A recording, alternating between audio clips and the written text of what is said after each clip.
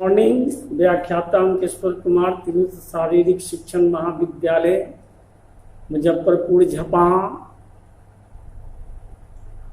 आज मैं आपके बीच शारीरिक शिक्षा के इतिहास के अंतर्गत आने वाले भारत में शारीरिक शिक्षा का इतिहास का विकास की चर्चा करना चाहूँगा। यह चर्चा वैदिक कालों की है या 2500 बीसी 600 बीसी के अंदर का है। तो चलिए आज इसकी चर्चा मैं करूं। वैदिक काल में मानव जाति का रहन सहन ग्रामीण सभ्यताओं से ओतप्रोत हुआ करता था। वे अपने जीवन के मूलभूत प्रयास, अपनी जीविका के प्रति सजग रहना, मुख्य उद्देश्य की प्राप्ति के लिए इस काल में और अपने आप को हिष्ट पुष्ट तथा स्वस्थ शरीर वाले होते थे। आत्मविश्वास उनके व्यक्तित्व का एक विशेषता मानकर व्यक्तित्व को हमेशा निखारना उनका उद्देश्य हुआ करता था।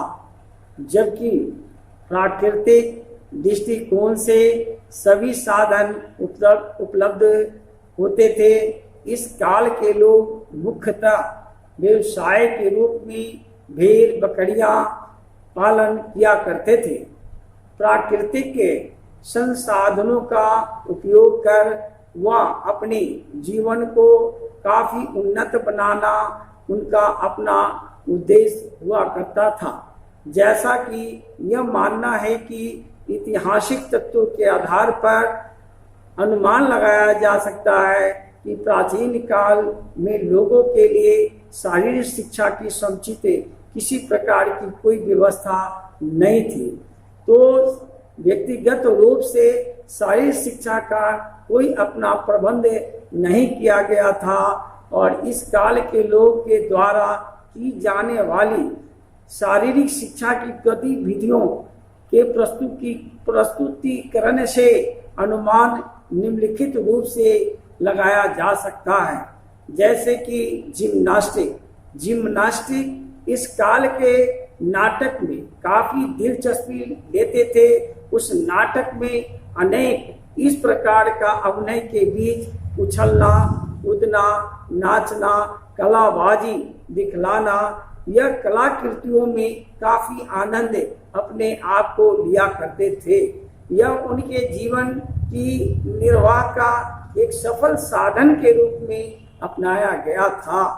अपने कला में निपुण होने की तैयारी के उद्देश्यों से हमेशा उस कौशल के प्रति काफी सजग हुआ करते थे और प्रदर्शन करना, लंबी रस्सी पर बांस के सहारे चलना, अद्भुत दृश्यों से लोगों को मोहित करना, खतरे से खेलना, जीवन निर्वाह का रास्ता अख्तियार कर रखा था। इस प्रकार से आखेट के अंतर्गत वैदिक काल के लोग कर्तव्य निष्ठा थे। वे अपने सभी कर्तव्यों की पूर्ति बिना किसी संकोच से किया करते थे।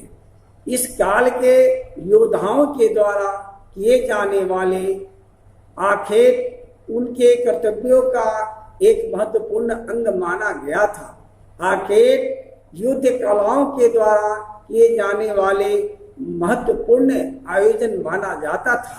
इसमें शारीरिक क्रियाएं योद्धाओं के द्वारा किए जाने वाला व प्राणायाम तथा योद्धाओं को प्रशिक्षण प्रदान किया जाता था। इसी प्रकार से शस्त्र विद्या इस काल के राजा युद्ध के प्रति काफी जागरूक हुआ करते थे।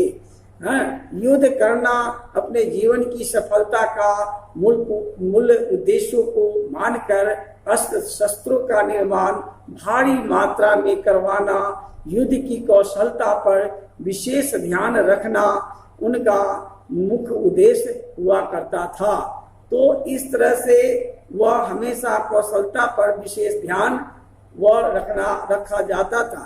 एक राजा होते थे तो तमाम नागरिक सैनिक के रूप में युद्ध कौशल में निपुण होना उसका आवश्यक कर्तव्य था, जिसके कारण तैरना, दौड़ना तथा घुड़सवारी करना इस काल के लोगों के द्वारा विशेष रूप से की जाती थी। यह अपनी शारीरिक क्रियाओं का एक महत्वपूर्ण अंग माना जाता था। उसी प्रकार से अश्वारोहण की क्रियाएं वैदिक काल के साथ प्रत्येक व्यक्ति अपने निजी घोड़ों को रखा किया करते थे। एक स्थान से दूसरे स्थान पर जाने और आने के लिए खास कर युद्ध के समय घोड़े पर सवार होकर युद्ध करने के अलावा अतिरिक्त वह घोड़ा का उपयोग रथ सवारी के लिए भी किया जाता था। इस प्रकार इस काल में अश्वारोहण का विशेष प्रबंधन माना गया है। तो ऐतिहासिक दृष्टि से वैदिक काल को दो भागों में हम बांटकर इसको समझना उचित होगा, पूर्व वैदिक काल और उत्तर वैदिक काल। तो पूर्व वैदिक काल, जो यह पूर्व वैदिक काल के ऋग्वेद ग्रंथ माना जाता है, जो यह ऋग्वेद ग्रंथ से किया गया कि आर्य अपनी शरीर पर ध्यान देते थे, स्वास्थ्य के प्रति जागरूक थे। ऋग्वेद संहिता में परमात्मा से तीव्र बुद्धि और पूर्ण आयु पाने के लिए प्रार्थना की गई है। नहीं वह परमात्मा से अपने आप को 100 वर्ष जीवित रहने के लिए वह हमेशा परमात्मा से हमेशा बल प्रदान करो। इंद्र, सूर्य आदि देवताओं से बार बार शारीरिक बल प्रदान करने के लिए प्रार्थना किया गया है। तो हमारा शरीर वो पाषाण की तरह मजबूत, बलशाली बनाओ, बलवान, बहुकीर्ति तथा तेज दौड़ने वाले पुत्र की कामना की गई है और दीर्घ जीवन के लिए लंबी आयु देने का भी प्रार्थना किया गया है। ऋग्वेद काल में ऐसा ज्योतिष, चिकित्सा, धनुर्विद्या की शिक्षा भी दी जाती थी। उस काल के धनुष लकड़ी एवं बाण पत्थर के बने होते थे और प्रत्यंचा पशु के स्नायु से बनाई जाती थी और उसी पशु के स्नायु की प्रत्यंचा पर बाण रखकर धनुष चलाने की विद्या सिखलाई जाती थी। तो वह ऋग्वेद काल के पुरुष की भांति स्त्रियां भी अस्त्र शस्त्र की शिक्षा तथा योद्धा भी होती थी। स्त्रियां वे अपने बच्चे को शारीरिक एवं आयु वृद्धि के लिए उनके अंगों का मालिश किया करती थी। इस काल के लोग द्वंद्व युद्ध, मल्ल युद्ध, मुगदर और फेरना, अश्वारोहण और जल कीड़ा समाज को प्रचलित था। शिकार, घोड़दौड़, रथ दौड़, मल्लयुद्ध, इस तरह से बहुयुद्ध साधन व खाली समय में मनोरंजन के प्रधान साधन थे, जो नृत्य, वाद्य और संगीत में लगे हुए विशेष रुचि रखते थे। वीणा, बांसुरी एवं तंदूरे, शंख, झांझ, मृदंग, छत्ते और मनोरंजन के लिए चौसर खेल भी खेला गया हुआ था। उसकी भी प्रमाण मिलती है।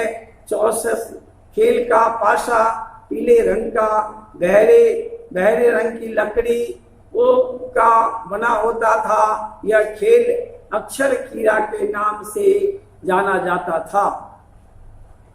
देवता को प्रसन्न करने के लिए दौड़ प्रतियोगिता का आयोजन किया जाता था।